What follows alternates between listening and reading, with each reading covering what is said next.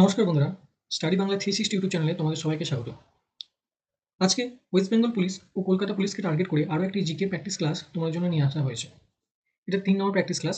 এর আগে অলরেডি দুটো প্র্যাকটিস ক্লাস আমাদের করানো হয়ে গেছে। যদি তোমরা কেউ না দেখে থাকো অবশ্যই দেখে নিও সেই দুটো ভিডিও। আজকে আমরা 25টা পিওয়াইকিউ বেসড কোশ্চেন নিয়ে আলোচনা করব। তোমরা সকলেই জানো যে প্রিভিয়াস ইয়ার কোশ্চেন যে কোনো পরীক্ষার জন্য কতটা ইম্পর্টেন্ট। তো তোমরা ভিডিওটা শেষ পর্যন্ত অবশ্যই দেখবে। আমরা প্রত্যেকটা কোশ্চেনের ডিটেলসে সলিউশন করাবো এবং এই ক্লাসগুলি ফলো করো। তোমরা যারা নিউ অ্যাসপিরেন্ট আছো তাদেরও খুব হেল্প হবে, তারা জিকেতে একটা ম্যাক্সিমাম স্কোর করে আসতে পারবে। আর যারা ওল্ড অ্যাসপিরেন্ট আছো তাদেরও খুব হেল্প হবে, তারা একটা গোটা ফুল রিভিশন করে নিতে পারবে এই ক্লাসগুলো থেকে। আর এই ক্লাসটা যেহেতু রেকর্ড ফরম্যাটে যাবে, তো তোমরা চেষ্টা করবে আগে কোশ্চেনগুলোকে নিজে অ্যান্সার দেওয়ার। তো তারপর তোমরা কমেন্ট আমাকে অবশ্যই জানাবে তোমরা 25-এ কত স্কোর করতে পারছো বা পারলে। তো চলো আজকে ক্লাসটা শুরু করা যাক। আমাদের ফার্স্ট কোশ্চেন আজকে, ভারতের নেপোলিয়ন কাকে বলা হতো? সমুদ্রগুপ্ত, স্কন্দগুপ্ত, দ্বিতীয় চন্দ্রগুপ্ত না প্রথম চন্দ্রগুপ্ত? তো তোমরা প্রথমে পজ করে নিচে অ্যান্সার দেওয়ার চেষ্টা করবে। আমি ডাইরেক্ট অ্যান্সারে যাচ্ছি। তো ভারতের নেপোলিয়ন বলা হতো সমুদ্রগুপ্তকে। আর এই সমুদ্রগুপ্তকে নেপোলিয়ন বলেছিল হচ্ছে ঐতিহাসিক ভিনসেন্ট স্মিথ। ওকে, এবার চলো আমরা সমুদ্রগুপ্ত সম্বন্ধে কিছু ইম্পর্টেন্ট পয়েন্ট জেনে নিই। এই সমুদ্রগুপ্ত সম্পর্কে আমরা জানতে পারি হচ্ছে এলাহাবাদ প্রশস্তি থেকে। এই এলাহাবাদ প্রশস্তি থেকে আমরা সমুদ্রগুপ্ত রাজ্য বিস্তারের সম্পর্কে আমরা জানতে পারি। আর এটা লিখেছিল হচ্ছে হরিসেন। আর এই হরিসেনই ছিল সমুদ্রগুপ্তের সভাকবি। ওকে, আর সমুদ্রগুপ্ত রচিত একটা গ্রন্থ, তার নাম, সমুদ্র রচিত গ্রন্থের নাম হচ্ছে কৃষ্ণ চরিত। ওকে, সমুদ্রগুপ্তের কিছু উপাধি ছিল, সেগুলো ইম্পর্টেন্ট যেগুলো সেগুলো আমরা দেখে নিই। যেমন হচ্ছে কবিরাজ, তারপর হচ্ছে লিচ্ছবি দৈহিত্র,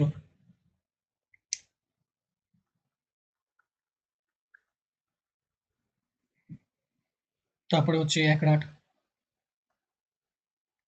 আরও ছিল উপাধি, কিন্তু এগুলো এগুলো হচ্ছে ইম্পর্টেন্ট আর কি। এরপরে তার সেনাপতির নাম কি ছিল? তার সেনাপতির নাম ছিল বীরসেন। বীরসেন ছিল সমুদ্রগুপ্তের সেনাপতি।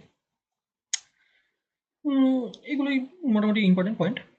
এবার আমরা স্কন্দগুপ্ত সম্পর্কে একটু জেনে নিই। স্কন্দগুপ্ত হচ্ছে হুন আক্রমণ প্রতিহত করে, যার জন্য তাকে ভারতের রক্ষাকারী রাজা বলা হতো।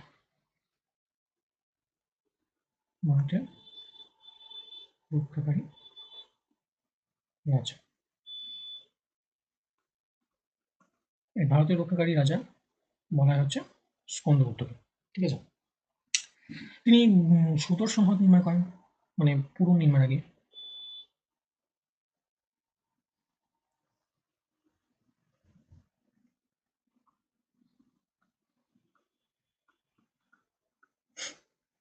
ঠিক আছে, সুদর্শন হ্রদ তিনি পুনর্নির্মাণ করেছিলেন। আর আর এই কটা মোটামুটি ইম্পর্টেন্ট জিনিস স্কন্দগুপ্ত থেকে, এই কটাই জানলেই হবে, যেটা বুঝলাম আমি। এবার চলে আসি দ্বিতীয় চন্দ্রগুপ্ত, যিনি বিক্রমাদিত্য বিক্রমাদিত্য নামে পরিচিত আর কি।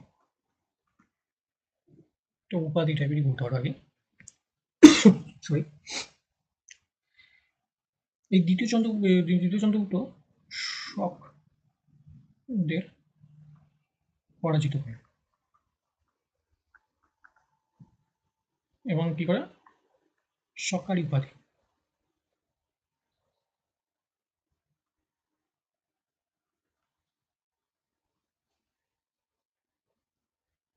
সরকারি উপাধি গ্রহণ করেছিল সব থেকে পরাজিত করে। আচ্ছা, এই দ্বিতীয় চন্দ্রগুপ্তের সময় একজন চীনা পরিব্রাজক আসেন, তার নাম কি?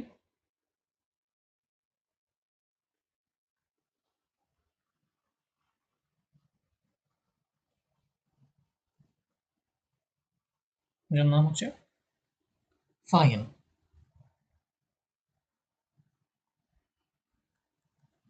ফাহিয়ান কার আমলে এসেছিল? দ্বিতীয় চন্দ্রগুপ্তের আমলে।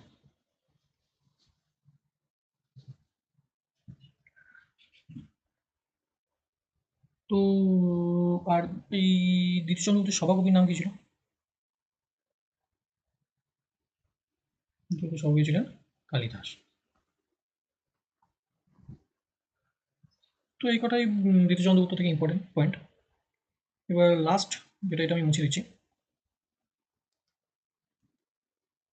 প্রথম চন্দ্রগুপ্ত ইনি কে ছিলেন? ইনি ছিলেন গুপ্ত বংশে প্রকৃত প্রতিষ্ঠাতা। ঠিক আছে, ইনি ছিলেন গুপ্ত বংশের প্রকৃত প্রতিষ্ঠাতা। আর এনার উপাধি কি ছিল? মহারা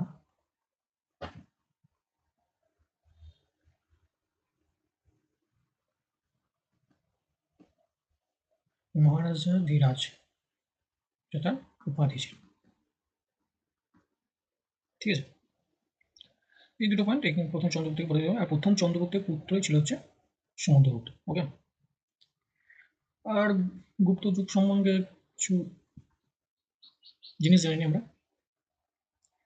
প্রতিষ্ঠাতা সম্পর্কে জানি না। প্রতিষ্ঠাতা ছিল হচ্ছে শ্রীগুপ্ত। যদি বলে রিয়েল ফাউন্ডার বা প্রকৃত পুস্তারা, প্রকৃত প্রতিষ্ঠাতা ছিল হচ্ছে আমাদের প্রথম চন্দ্রগুপ্ত। শ্রেষ্ঠ রাজা ছিল, শ্রেষ্ঠ সম্রাট সমুদ্রগুপ্ত। আর শেষ সম্রাট বিষ্ণুগুপ্ত। আর এই গুপ্ত যুগের সরকারি ভাষা আর কি কি ছিল? সংস্কৃত। সংস্কৃত ছিল গুপ্ত যুগের সরকারি ভাষা। ওকে, চলো তাহলে আমাদের মোটামুটি গুপ্ত যুগটা সম্পর্কে একটা ফুল রিভিশন হয়ে গেল। এবার নেক্সট কোশ্চেন আমরা যাচ্ছি। নেক্সট কোশ্চেন হচ্ছে রাজতরঙ্গিনী গ্রন্থটি কার লেখা? কলহন, আমির খসরু, বেদব্যাস, বাল্মীকি। তো এটার অ্যান্সার হচ্ছে কলহন। আর এই আমির খসরু কি বলতো? ভারতের তোতা পাখি। ভারত তোতা পাখি বলতো। আর বেদব্যাস রচিত গ্রন্থটি কি সবাই জানো? সরি,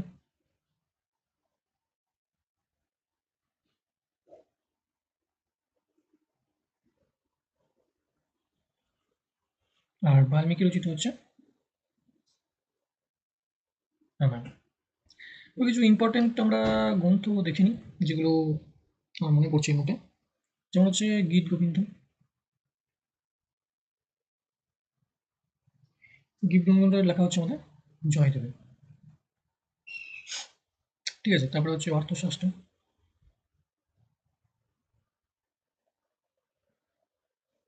কৌটিল্য বা চাণক্য যেটা বলছি। ঠিক আছে, তারপর হচ্ছে আরেকটা খুব ইম্পর্টেন্ট, এই দুটো অনেকজন ভুলেই ফেলো, রামচরিত। আরেকটা হচ্ছে রামচরিত মানস।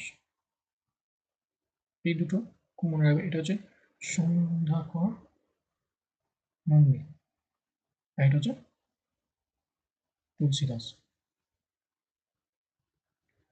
ঠিক আছে, এই রামচরিত আর রামচরিত মানস এই দুটো খুব ইম্পর্টেন্ট। তারপরে হচ্ছে তোমার ইন্ডিকা। ইন্ডিকা কার নাম? মেগাস্তিনিস। আর একটা হচ্ছে তোমার মুদ্রা রাক্ষস। মুদ্রা রাক্ষস তো কার গা? না, বিষাদ দত্ত। আর আর আর আরেকটা ইম্পর্টেন্ট বলতে গেলে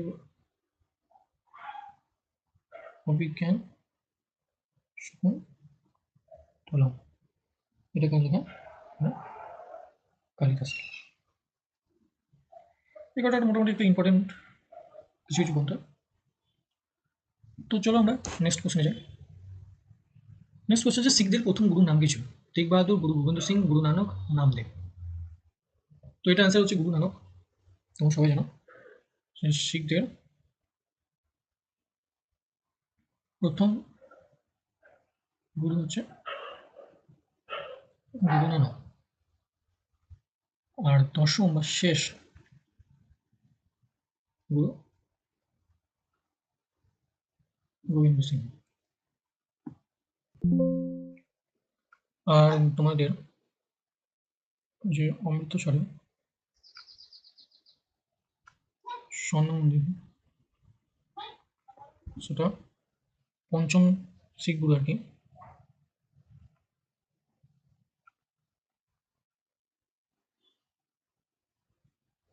অর্জুনের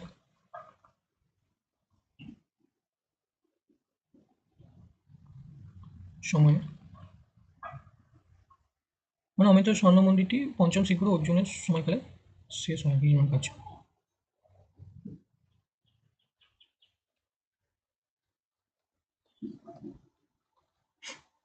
ঠিক আছে। আর এই নির্মাণ কার্যটা শুরু হয় হচ্ছে চতুর্থ শিখ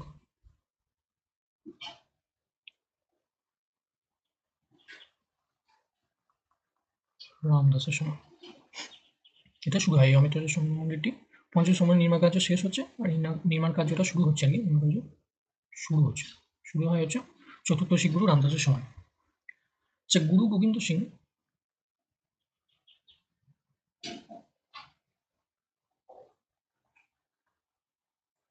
খালসা খালসা গঠন করেছে, ঠিক আছে। তো খালসা গঠন করেছে গুরু গোবিন্দ সিং। তো চলো আমরা নেক্সট কোশ্চেনে যাই। কোন শহরকে ভারতের রোম বলে? কলকাতা, দিল্লি, মুম্বাই না ব্যাঙ্গালোর? তো এটা অ্যান্সার হচ্ছে দিল্লি। আর কলকাতায় কি বলে? প্রাসাদ নগরী। আর এটা বলে সিটি অফ জয়। মুম্বাইকে কি বলে? ভারতের প্রবেশদ্বার। আর বেঙ্গালুরুকে কি বলে? ভারতের উত্তান নগরী। আরো একটা বলে হচ্ছে তোমার ভারতের সিলিকন ভ্যালি।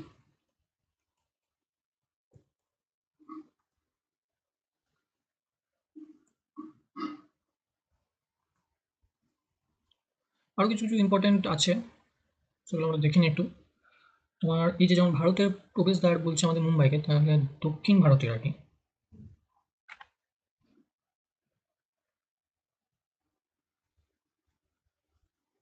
প্রবেশদ্বার কাকে বলে? দক্ষিণ ভারতের প্রবেশদ্বার বলা হয় চেন্নাইকে। সেম হচ্ছে তোমার উত্তর পূর্ব ভারতে প্রবেশদ্বার কাকে বলা হচ্ছে? উত্তর পূর্ব ভারতে প্রবেশদ্বার বলা হয় শিলিগুড়িকে। তারপরে তোমার ভারতের ম্যানচেস্টার, ভারতের ম্যানচেস্টার কাকে বলা হয়? আহমেদাবাদ। আহমেদাবাদকে ভারতের ম্যানচেস্টার বলে। আর দক্ষিণ ভারতের ম্যানচেস্টার, দক্ষিণ ভারতের ম্যানচেস্টার বলে কোয়েম্বাটুরকে। আর উত্তর ভারতের ম্যানচেস্টার কাকে বলে?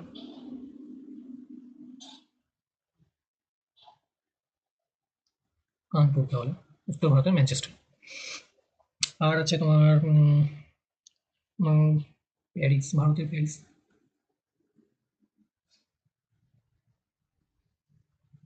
বা যেটাকে পিঙ্ক সিটি বা গোলাপি শহর বলে,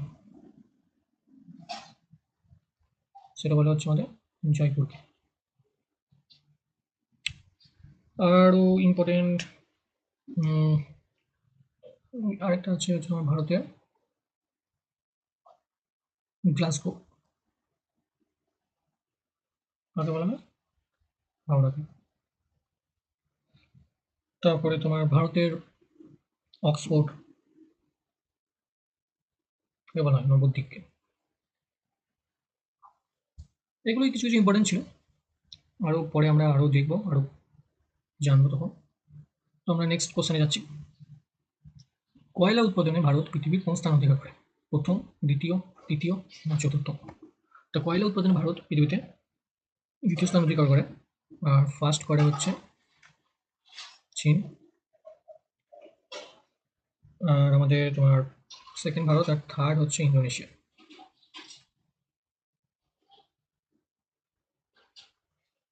আর যদি বলে কোন রাজ্য ফার্স্ট আমাদের ভারতে, যদি বলে কোন রাজ্য মানে কয়লা উৎপাদন প্রথম, তাহলে ফার্স্ট হচ্ছে রাজ্য হিসাবে আমাদের ঝাড়খণ্ড। সেকেন্ড হচ্ছে আমাদের উড়িষ্যা। অ্যান্ড থার্ড হচ্ছে আমাদের ছত্তিশগড়। ওকে, আর ফোর্থে পড়বে আমাদের পশ্চিমবঙ্গ।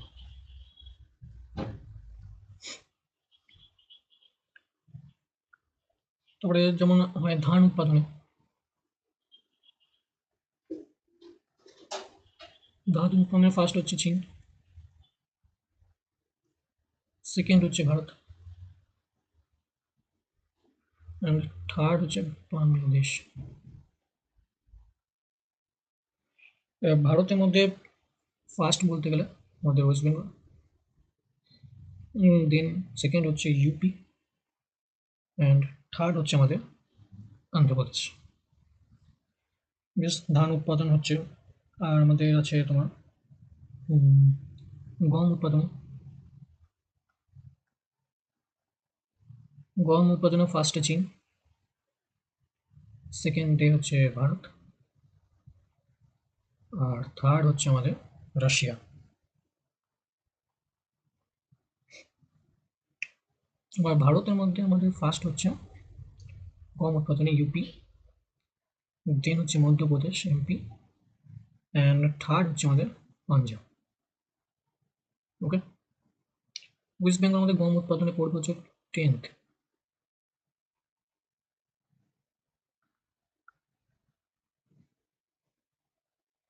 আর চা উৎপাদন হবে আমাদের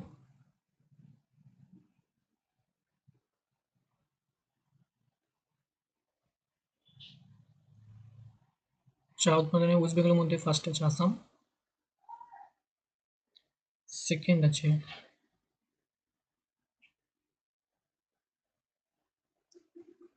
সেকেন্ড ওয়েস্ট বেঙ্গল, থার্ড হচ্ছে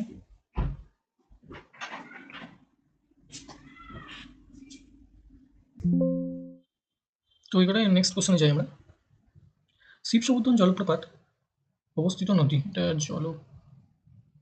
জলপ্রপাত হয়, এটা অবস্থিত কোন নদীতে? কাবেরী, গোদাবরী, কৃষ্ণা না মহানদী? তো এটার অ্যান্সার হচ্ছে শিবসমুদ্রম জলপ্রপাত কাবেরী নদীর তীরে অবস্থিত।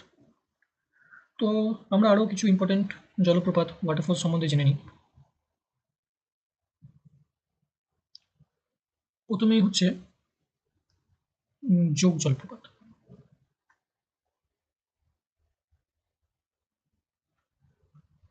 যোগ জলপ্রপাত হচ্ছে কর্ণাটকে,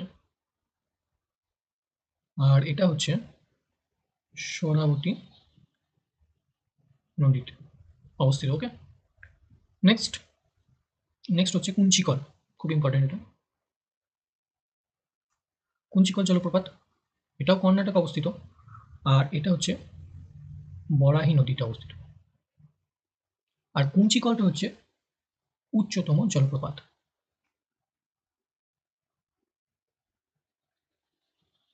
ওকে, নেক্সট নেক্সট আমাদের চিত্রকূট।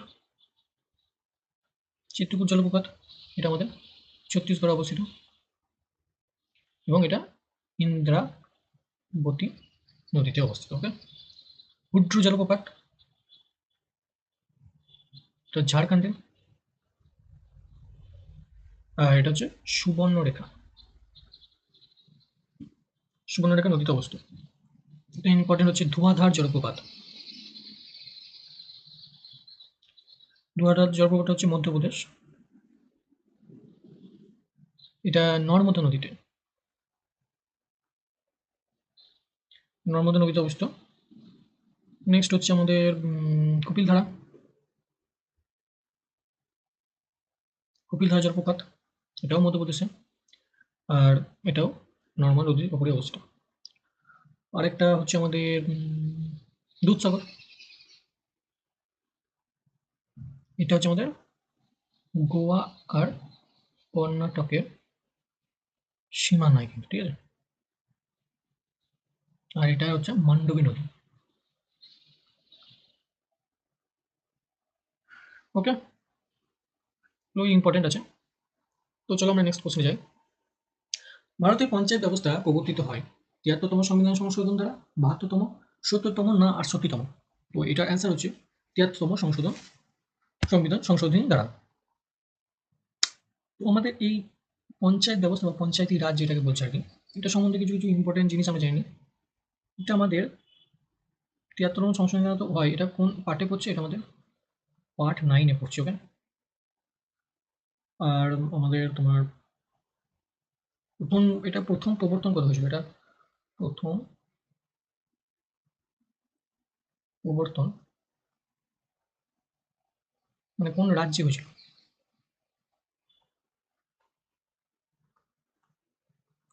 প্রথম প্রবর্তন হয়েছিল আমাদের রাজস্থানে। ঠিক আছে, 2nd অক্টোবর 1959, নাগৌর ডিস্ট্রিক্টে। ওকে। আর আমাদের এখান থেকে এটার মানে এই পঞ্চায়েতি রাজ ব্যবস্থার 3টে স্তর আছে। ঠিক আছে, প্রথমেই হচ্ছে আমাদের মানে ফার্স্ট যেটা সবথেকে উপরে জেলা পরিষদ, তারপর হচ্ছে পঞ্চায়েত সমিতি, দেন হচ্ছে গ্রাম পঞ্চায়েত।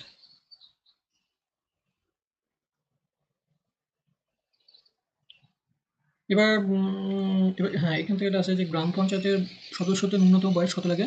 তো ন্যূনতম বয়স লাগে এখানে আমাদের 21 বছর।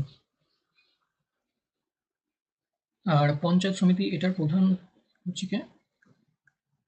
এর প্রধান হচ্ছে সভাপতি, বা প্রধান যে তাকে সভাপতি বলে। আর জেলা পরিষদের প্রধান হচ্ছে জেলা শাসক।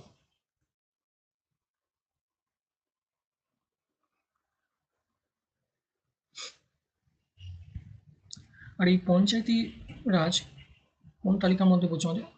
এই পঞ্চায়েতি রাজটা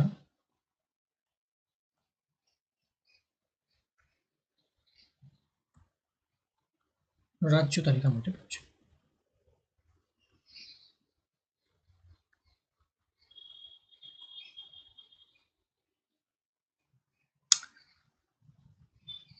এখানে পঞ্চায়েতি রাজের কিছু কমিটি আছে। এখন যেমন বলছি তোমাকে, 1 নম্বর হচ্ছে বলবন্ত রায় মেহতা কমিটি। 2 নম্বর হচ্ছে Ashok Mehta committee.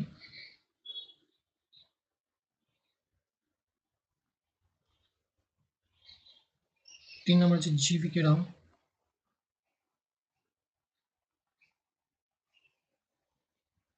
And last হচ্ছে আমাদের LM সিংঘি কমিটি। এটা কিছু কিছু ইম্পর্টেন্ট কমিটি এই পঞ্চায়েতি রাজ ব্যবস্থায় এসেছিল। তো আমরা নেক্সট প্রশ্নে যাই। ভারতীয় সংবিধানের কোন ধারায় নাগরিকদের মৌলিক অধিকার দেওয়া হয়েছে? তো এটার অ্যান্সার হচ্ছে আমাদের 12 থেকে 35।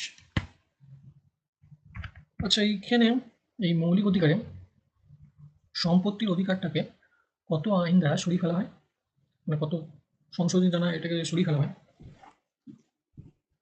তো এটা আমাদের হচ্ছে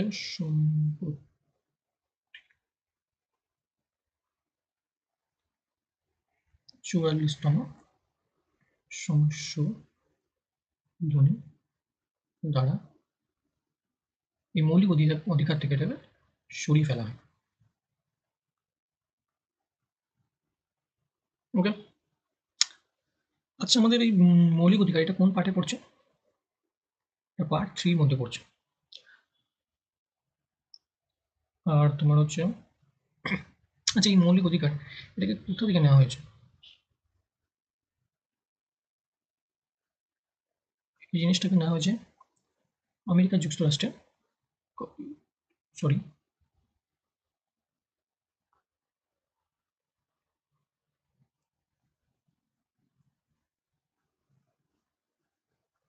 আমেরিকা যুক্তরাষ্ট্রের সংবিধান থেকে নেওয়া হয়েছে এটা, এই ধারণাটা আর কি, মৌলিক অধিকার এই ধারণাটা নেওয়া হয়েছে। এবার মৌলিক অধিকারের কিছু কিছু ইম্পর্টেন্ট আছে, যেমন তোমার 14 থেকে 18, এটাকে কি বলা হয়? সমতার অধিকার। 19 থেকে 22, স্বাধীনতার অধিকার। 23-24 হচ্ছে শোষণের বিরুদ্ধে।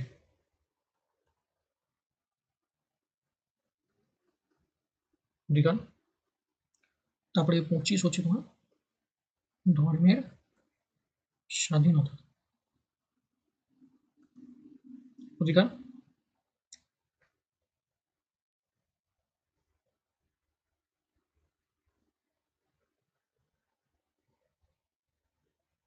29 রয়েছে সাংস্কৃতিক ও শিক্ষাগত অধিকার। আর 32 হচ্ছে সাংবিধানিক অধিকারের অধিকার।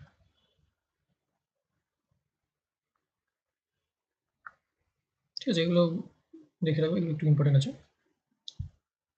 আর আমাদের আছে তোমার আরেকটা জিজ্ঞেস করে, ধারা 17টা কি? 17টা হচ্ছে ও বিশুদ্ধ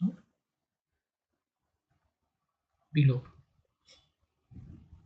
আর একটা হচ্ছে তোমার 19টা হচ্ছে বাক ও মত প্রকাশের স্বাধীনতা। এগুলো ইম্পর্টেন্ট আছে কিছু কিছু, তোমরা দেখে নিও একটু।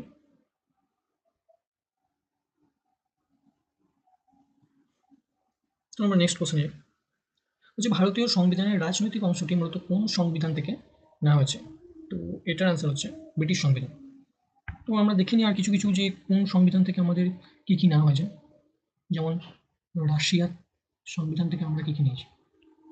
রাশিয়ার সংবিধান থেকে আমরা নিয়েছি হচ্ছে মৌলিক কর্তব্য,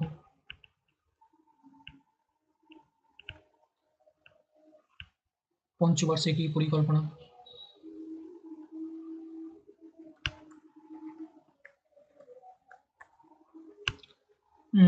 ন্যায় বিচার,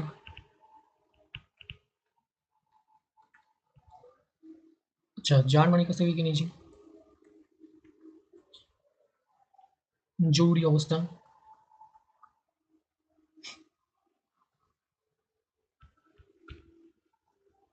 তারপরে জরুরি অবস্থা মানে এই জরুরি অবস্থা চলাকালীন যে মৌলিক অধিকার সেই রদ।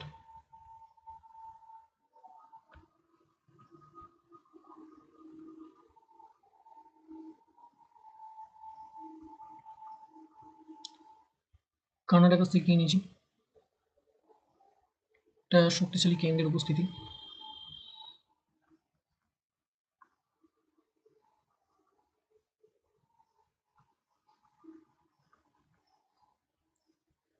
আর সংবিধান সংশোধন যে ব্যাপারটা, যে পদ্ধতি, সেটা আমরা নিয়েছি হচ্ছে দক্ষিণ আফ্রিকার কাছ থেকে। আর এই প্রধানমন্ত্রী, রাষ্ট্রপতি, লোকসভা স্পিকার এগুলো আমরা ক্ষেত্রে নিয়েছি গ্রেট ব্রিটেন থেকে।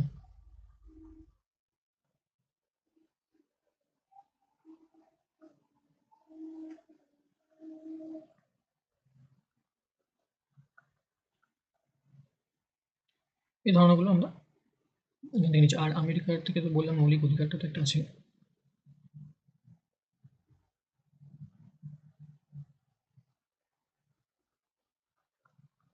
আর এটা নিয়ে আমরা প্রস্তাবনা প্রিয়াম্বল যেটা। তো চলো নেক্সট কোশ্চেন যাই। 2011 সালের আদমশুমারি অনুসারে ভারতের জনঘনত্ব কত? তো এটার রাইট অ্যান্সার হচ্ছে 382। আচ্ছা এই আমাদের 2011তে যে আদমশুমারি হয়েছিল সেখান থেকে কিছু ইম্পর্টেন্ট জিনিসগুলো আমরা জেনে নিই। যেমন হচ্ছে তোমার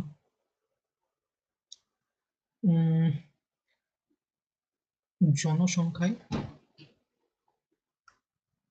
বৃহত্তম রাজ্য, তারপর হচ্ছে তোমার জনসংখ্যায় ক্ষুদ্রতম রাজ্য, উম, উম, উম, জনঘনত্বে বৃহত্তম রাজ্য,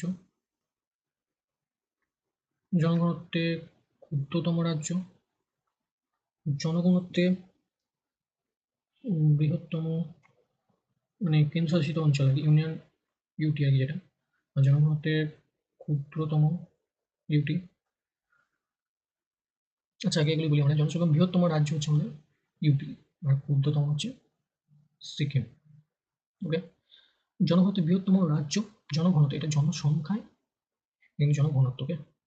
জনঘনত্বে বৃহত্তম রাজ্য হচ্ছে বিহার,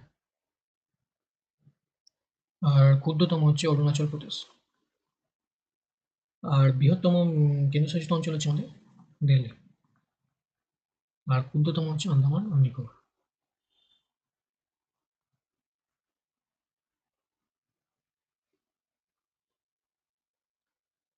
আচ্ছা, আয়তনে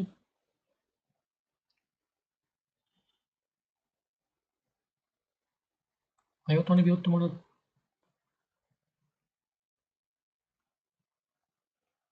হচ্ছে রাজস্থান। আয়তনে ক্ষুদ্রতম আয়তনে ক্ষুদ্রতম রাজ্য হচ্ছে গোয়া। আর যদি বলে আয়তনে বৃহত্তম কেন্দ্রশাসিত ইউনিয়ন ইউটি হচ্ছে না আন্দামান, হ্যাঁ, নিকোবর। আর ক্ষুদ্রতম হচ্ছে আমাদের লাক্ষাদ্বীপ। আচ্ছা, আর একটা জিনিস যেগুলো খুব জিজ্ঞেস করে, সর্বাধিক সাক্ষরতার হার,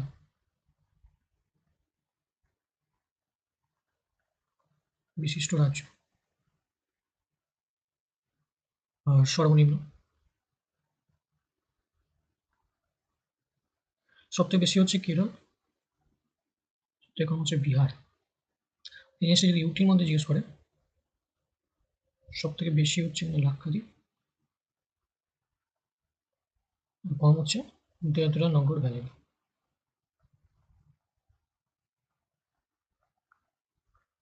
ওকে। তো তোমরা আমাকে বলো কমেন্টে, আয়তনে বৃহত্তম জেলা আর ক্ষুদ্রতম জেলা, এই দুটো আমার তোমরা কমেন্টে জানিও। ওকে। তো চলো আমরা নেক্সট প্রশ্নে যাই। নিচের কোন বাদ্যযন্ত্রের সাথে ওস্তাদ জাকির হোসেন প্রাথমিকভাবে যুক্ত? তো এটা অ্যান্সার হচ্ছে তবলা। আর সন্তুরের সাথে যুক্ত হচ্ছে আমাদের কিছু ইম্পর্টেন্ট, রাহুল শর্মা, যিনি হচ্ছে শিবকুমার শর্মা,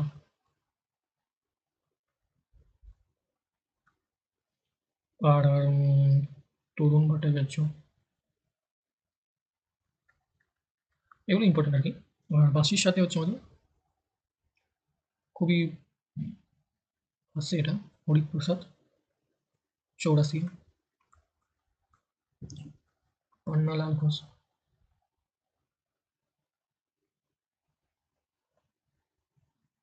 আর একটা থাকে সিতার, রবিশঙ্কর, বিলায়েত খান, এগুলো খুব ইম্পর্টেন্ট আর কি। তো চলো আমরা নেক্সট কোশ্চেনে যাই। বলছি ভারত ও চীনের সীমান্ত রেখার নাম কি? তো এটার সঠিক অ্যান্সার হবে ম্যাকমোহন রেখা।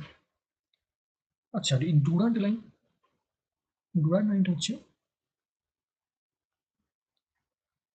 আফগানিস্তান ও পাকিস্তান।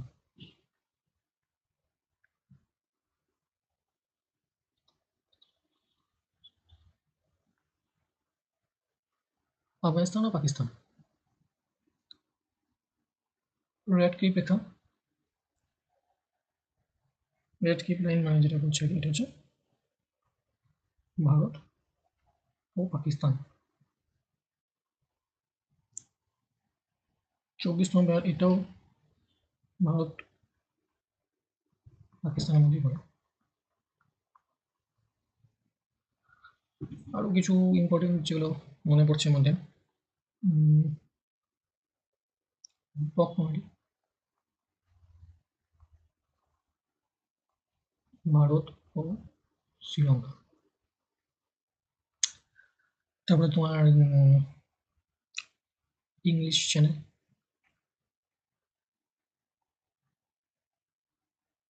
এটা হচ্ছে ইংল্যান্ড আর ফ্রান্স, সরি।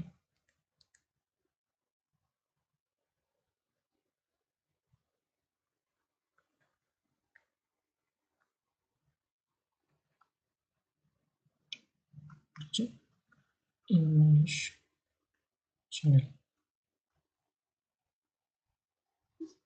আর এটা তোমরা জানো LOC, line of actual control, এই line of control, and LAC এটা হচ্ছে লাইন অফ অ্যাকচুয়াল কন্ট্রোল। LOCটা আছে তোমার ভারত আর পাকিস্তানের মধ্যে, আর লাইন অ্যাকচুয়াল এটা হচ্ছে ভারত আর চীনের মধ্যে।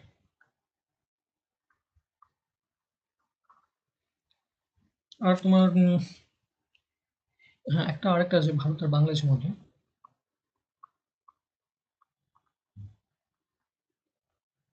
এটা বলে তোমার 3 বিঘা করিডোর।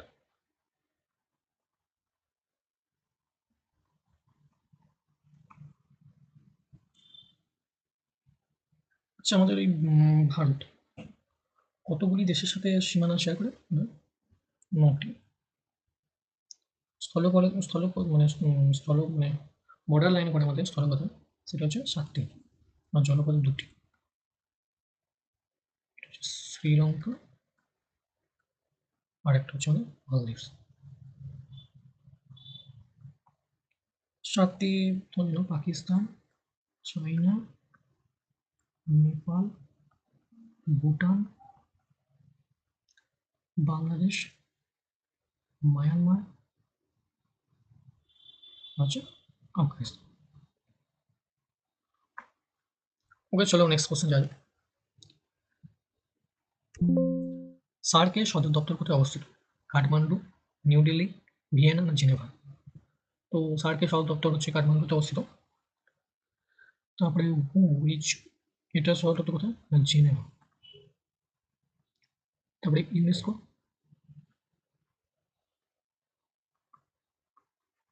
প্যারিসে। তারপরে তোমার হচ্ছে ইন্টারপোল,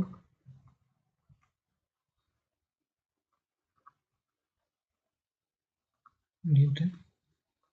ওয়ার্ল্ড ব্যাংক হচ্ছে ওয়াশিংটন ডিসি।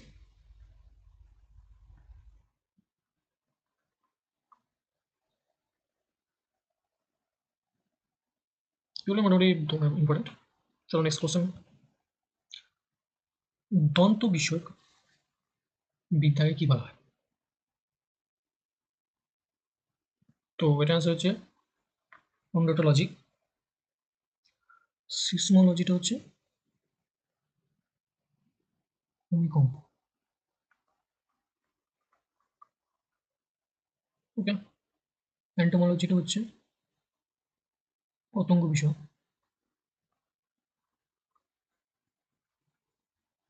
আর মাইকোলজি হচ্ছে আমাদের ছত্রাক আর কি।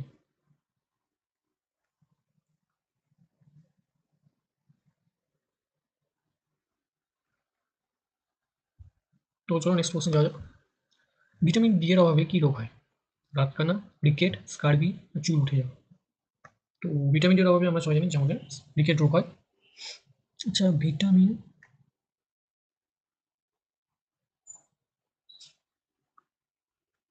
এর অভাবে কি রোগ হয়? রাতকানা। আর ভিটামিন এর রাসায়নিক নাম কি হচ্ছে? রেটিনল। আর আছে আমাদের ভিটামিন সি।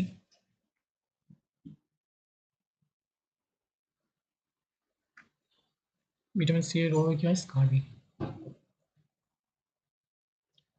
এটা রাসায়নিক নাম হচ্ছে স্করবিক অ্যাসিড।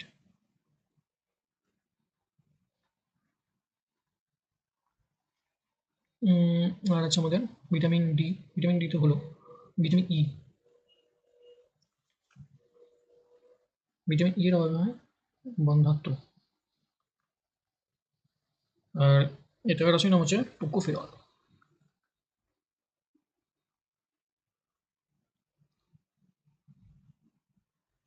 আর একটা হয় তোমার ভিটামিন বি 1, বেরি। এর রাসায়নিক নাম হচ্ছে থায়ামিন। বি 12 এর অভাবে হচ্ছে রক্তাল্পতা। তো চলো নেক্সট কোশ্চেন যাবো। কোষ চক্রের কোন দশায় ডিএনএ সংশ্লেষ সম্পন্ন হয়? G1, G2, S দশা না M দশা? তো এটা আমাদের অ্যান্সার হচ্ছে 19 দশক। তা কোষ সংক্রান্ত আমরা কিছু জিনিস জানি এবং এই কোষ সংক্রান্ত বিদ্যাকে কি বলা হয়? সাইটোলজি। ঠিক আছে, তাহলে প্রথম কোষকে আবিষ্কার করে?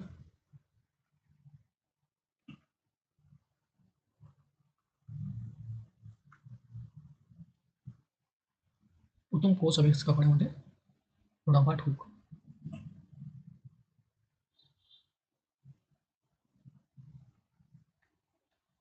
কত খ্রিস্টাব্দে? 1665। এই রবার্ট হুক কিন্তু মৃত কোষ আবিষ্কার করেছে।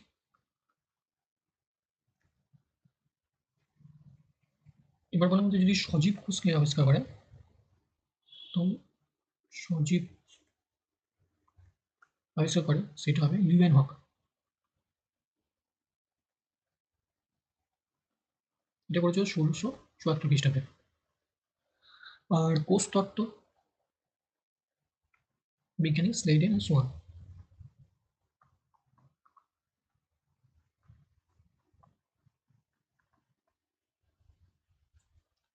ওকে, আচ্ছা, বৃহত্তম কোষ, বৃহত্তম প্রাণী কোষ, বৃহত্তম প্রাণী কোষ হচ্ছে উট পাখির ডিম।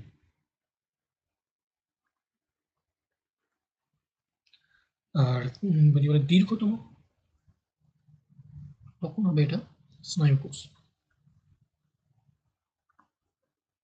আর ক্ষুদ্রতম,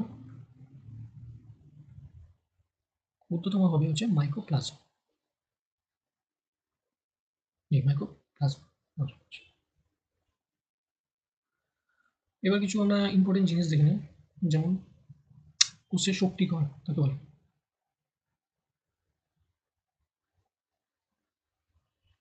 মাইটোকন্ড্রিয়াকে।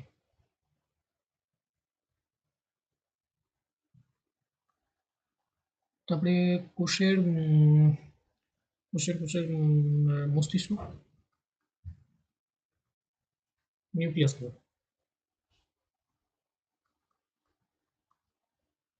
কোষের রান্নাঘর, ক্লোরোপ্লাস্ট। তারপরে বলছে যেটা মানে প্রোটিন ফ্যাক্টরি,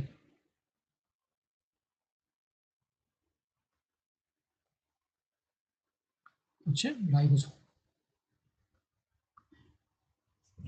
আর আত্মঘাতী থলি,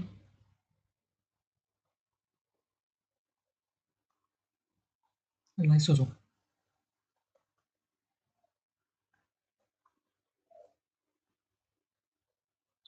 এগুলো ইম্পর্টেন্ট আছে। চলো আমরা নেক্সট কোশ্চেনে যাই। এক অক্ষ শক্তি কত ওয়াটের সমান, মানে 1 হর্স পাওয়ার আর কি, অশ্ব শক্তি, সেটা হচ্ছে 743 ওয়াটের সমান।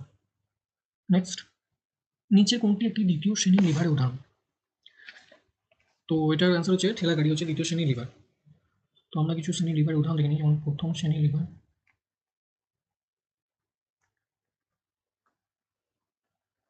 প্রথম শ্রেণীর লিভারে যেমন হচ্ছে নলকূপের হাতল,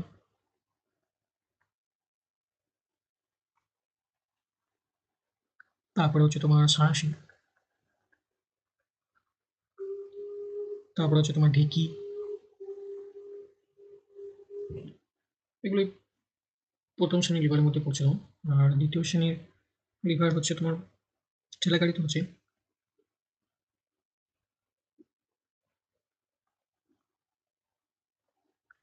ঠেলাগাড়িতে এক চাকার হাত গাড়ি যেটা আছে।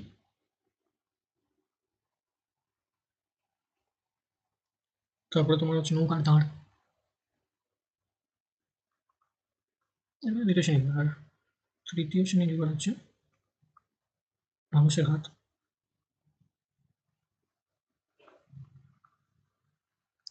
তারপর হচ্ছে তোমার মাছ ধরার ছিপ। এগুলো হচ্ছে তৃতীয় শ্রেণীর লিভার। তো চলো নেক্সট যাওয়া যাক। হচ্ছে আধুনিক পর্যায় সারণীর কোন শ্রেণীতে হ্যালোজেন মৌলগুলিকে রাখা হয়েছে? তো সবাই জানো যে আধুনিক পর্যায় সারণী 17তম শ্রেণীটাতে হ্যালোজেন মৌলগুলিকে রাখা হয়।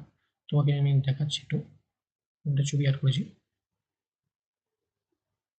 এই যে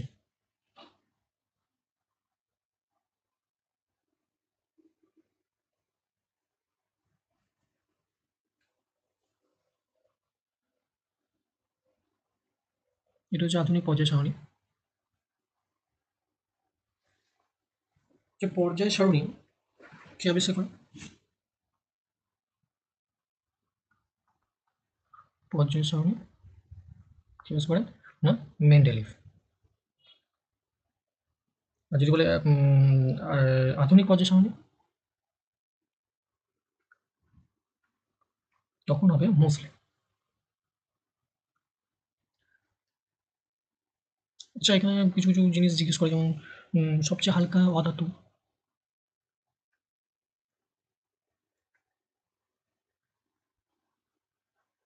সেটা হবে হাইড্রোজেন। ঠিক আছে। তারপরে যদি বলে সবচেয়ে হালকা ধাতু, তখন হবে লিথিয়াম। সবচেয়ে ভারী ধাতু, অসমিয়াম। তারপরে যদি বলে সবচেয়ে ভারী অধাতু, এটা হবে আয়োডিন। তারপরে যদি বলে সবচেয়ে নমনীয় ধাতু, সেটা হচ্ছে সোনা। আর নরম ধাতু, সোডিয়াম।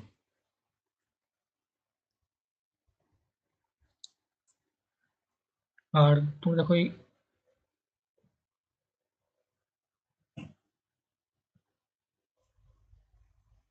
এই 18 নম্বর যে শ্রেণীটা আছে,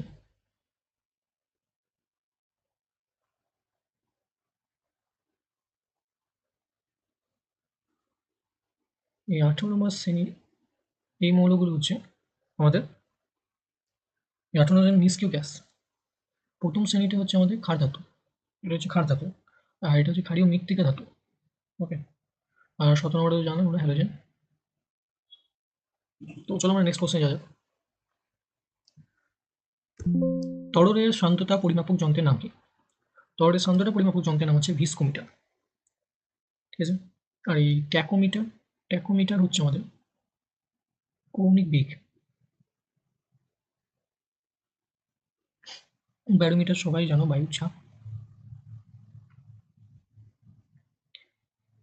ম্যানোমিটার, এটা হচ্ছে গ্যাসের চাপ।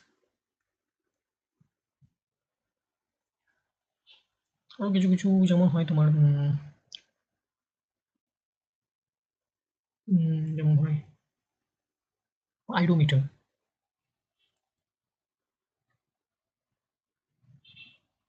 আইরোমিটারটা হচ্ছে উচ্চ তাপমাত্রা।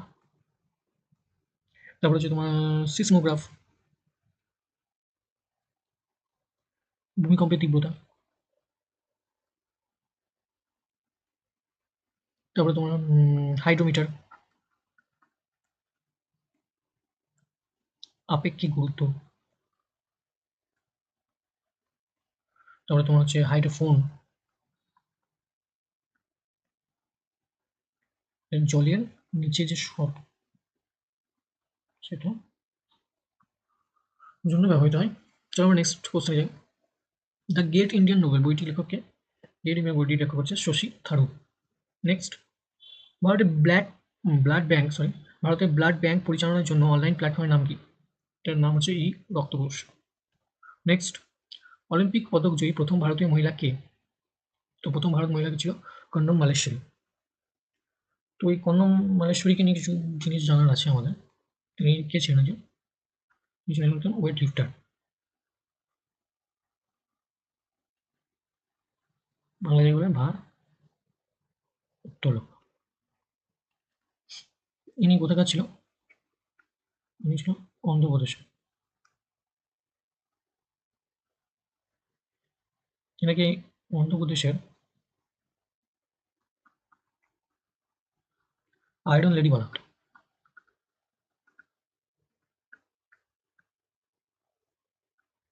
মানে এই নামে পরিচিত।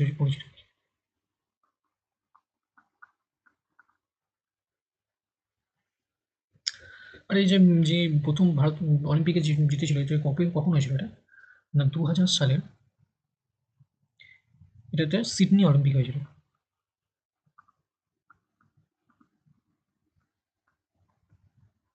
ব্রোঞ্জ পদক জিতেছিল, ঠিক আছে।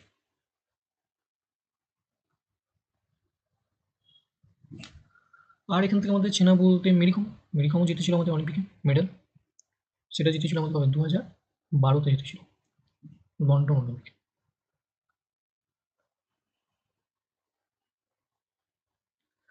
এই যে সোনা জিতেছিল।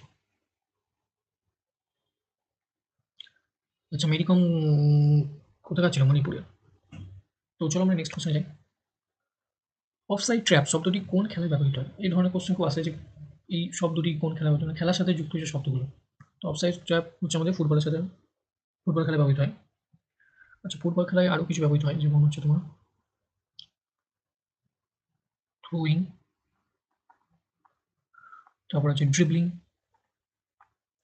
তারপর হচ্ছে ট্যাকেল, তারপর হচ্ছে মার্কিং। এগুলো মোটামুটি ফুটবল খেলায় ব্যবহৃত হয়। আচ্ছা, টেনিসে টেনিসে তোমার ব্যবহৃত হয় হচ্ছে তোমার সার্ভিস, তারপরে তোমার ডিউস, ফল্ট, লেট, স্ম্যাশ। এগুলো মোটামুটি টেনিসে ব্যবহৃত হয়। টেবিল টেনিসও সেমই প্রায়, কিছু কিছু থাকে, যেমন তোমার লুপ,